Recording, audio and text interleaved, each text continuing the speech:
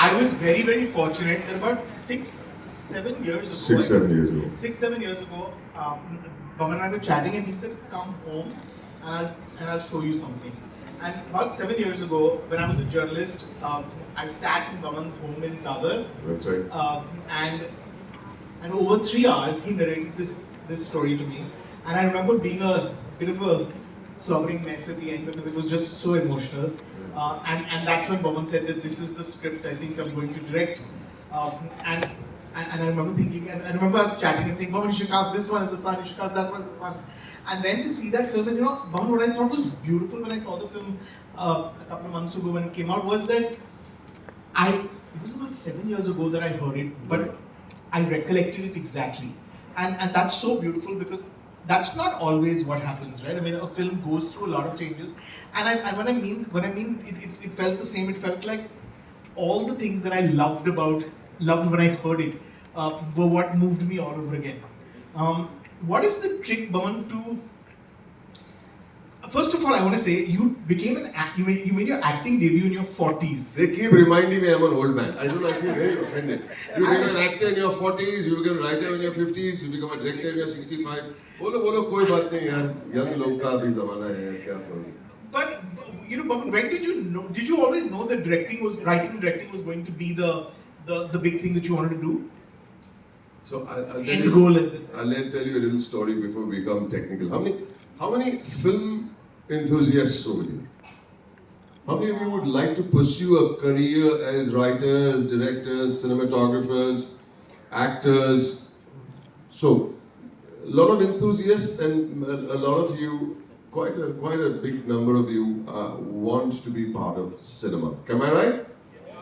Right. So, I'll tell you a little story about my childhood before we get a little technical. And I want to get a little in-depth as far as all kinds of writing and directing and acting is concerned. We'll be talking about writing, directing, acting, and Rajiv, everybody, please give him a big hand. He's been serving the industry so well, telling us when we did well, and never forgetting to tell us when we did badly. But when I was about 11 years old, I used to be a cinephile. I used to just watch all movies. My mother used to encourage me to send me to watch movies. And I was a very shy child, but I found a lot of joy in the darkness of the cinema hall. And we had a shop, dukaan. Hamari dukaan thi, and my mother was running the shop. My father had passed away, as you may know, before I was born. And one of my father's friends was visiting. And he just asked a simple question. This is the shop, so big.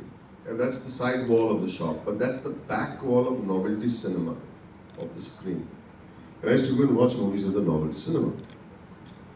And that gentleman, his name is Farud Uncle, remember the name. Farud Uncle asked my mother, what's running at the Novelty morning show? And my mother said, before she could answer, I answered. I said, L.Sharma. L.Sharma. Farud Uncle looked towards me and says, you've seen it? I said, many times. I used to watch the movies over and over again. And he said, what do you know? I said, yeah, it's Charlton Heston, Sophia Loren, Herbert Lom, directed by Anthony Mann. Oh, lovely. My mother told him, you want to watch the movie? So he said, yeah, I'd love to, but Boman will take you. Okay. Boman is going to take an old man of 75 years old, 75 years, to watch a movie. Hold his hand, take him to the theater, sit down, and tell him the story as the movie is unfolding. Now, what is so unbelievably unusual about this is Farud Uncle was blind. You understand what's happening to this little shy boy over here? What's happening to the shy boy is that my mother empowered me to tell a blind man the story as it's unfolding on screen. When I was narrating what was going on, including the cuts, including the drama, explaining to him in his ear what's going on, especially in the end, I felt empowered. I felt important. I felt given some kind of responsibility. And at that time, to answer your question, Raji, I decided I want to make a film someday. I knew I would be a director. So, to long story short.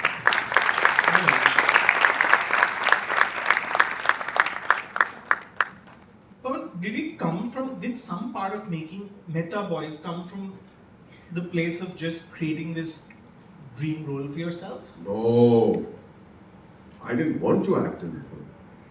See, the moment you're creating a dream role, first of all, I don't know it's a dream role. How do you know it's a dream role? The moment you're creating a dream role for yourself, and I've already done a reasonable amount of acting, what am I going to do and say, oh, I'm a good actor? No, that's proving nothing. You've got to tell a good story. So creating a dream role is actually being narrow-minded or short-sighted. I wanted to make a good film. I wanted to make a film that I could be proud of, and let me add that someday I'll come to Parul University and talk about how we made it. What do you think? Yeah, you should be proud of that. They should be proud of the film. Well, the writing has been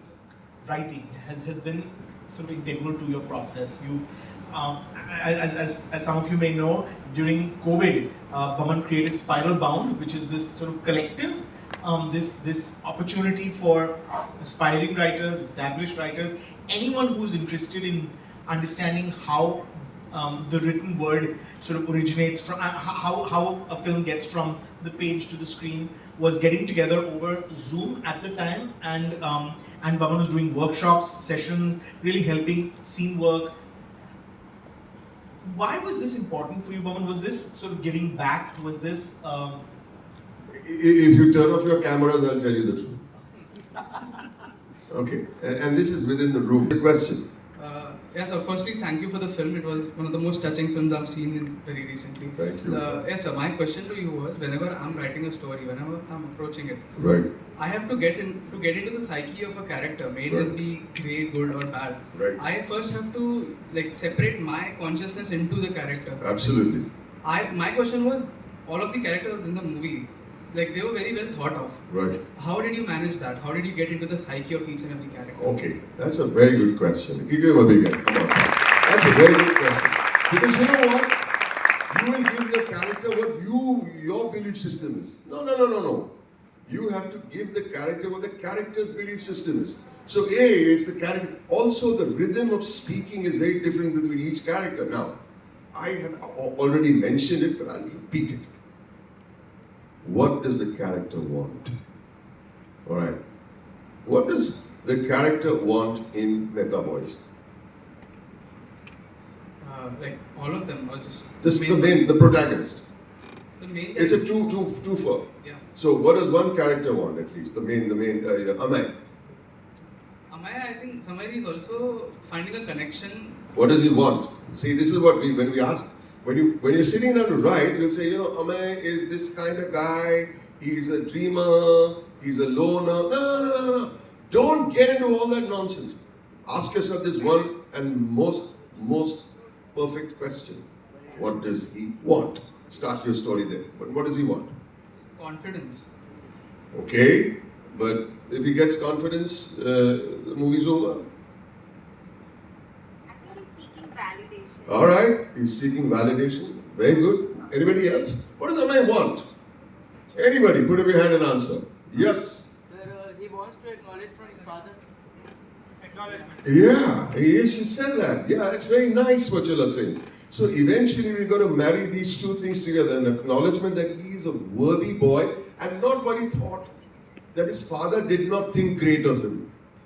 He also needs to do that by cracking a design. I was telling sir in this thing, he needs to crack this design and then he'll get that validation and overcome his fear. His fear that if I go and say, these designs, and sure enough, Makhija told him, ye to kachara lagta hai. And he got at that moment exactly what he hated. But he sat over there and he fought back. So, to answer your question, Parth, to start writing a character, figure out what the character wants. Always. If he wants nothing, you have no story to tell. Think about it. Any story. What does he want? Towards the third act, what does the character need? Is the next question. And I'll segregate the three acts, Rajiv, because I think it's important for us to understand structure also. Act 1 is to understand the world, the ordinary world of the character. In the ordinary world of the character, I'm just going to run this as a loosely said thing, Rajiv. Yeah. Try and see if you'll understand this. There is an ordinary world. So Parth, you have to pay attention to what I'm saying. This is especially for you and for people who want to start writing their own script. What's his ordinary world? His girlfriend nags him, tell him, I don't want to use the word nag, she's an amazing girlfriend. And I'll tell you, when I cast young Shreya Chaudhary for this role, and I made her read it 5 to 7 times, I said, read it one more time, read it one more time. This is what your want is. This is what your want is. She said, oh, this is what she wants. Okay, great. And believe me, acting becomes easier. When you know what you want, not only overall in the script, but in a scene. And Shreya, you know what she said? She praised herself. Guess what she said? I think she's a wonderful girlfriend. And that's so true. She's an amazing girlfriend. She does not sit and push over. And so you ask yourself, what does the person want? And then you ask in the act 3 is what the person needs. But let's start with structure if you don't mind. Guys, for those who are not interested in structure, you can't go anywhere now. If you go on, I'll say, kahan ja rahe ho yaar? Mat jao. So please, everybody, you sit wherever you are. A movie starts with an ordinary world. And we see the ordinary world. The ordinary world is him sitting, sketching, rubbish kitchen, having his idli, putting water in the sambar, right? But his ordinary world also has his bat cave where he needs to dress up well for the outside world. That's what he wants to project. A lot of people said, "Yeah, art direction mein design students kitne hain yahan pe?"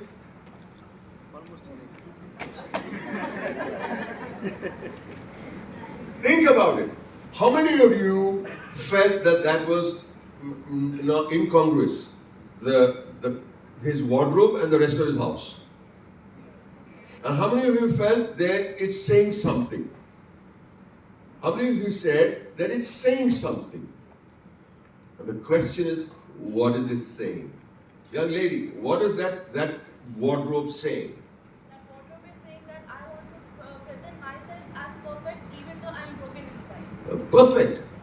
And this is what I want to be someday, that even my house becomes like that. The rest of my house should become like that. Perfect. What's your name, young lady?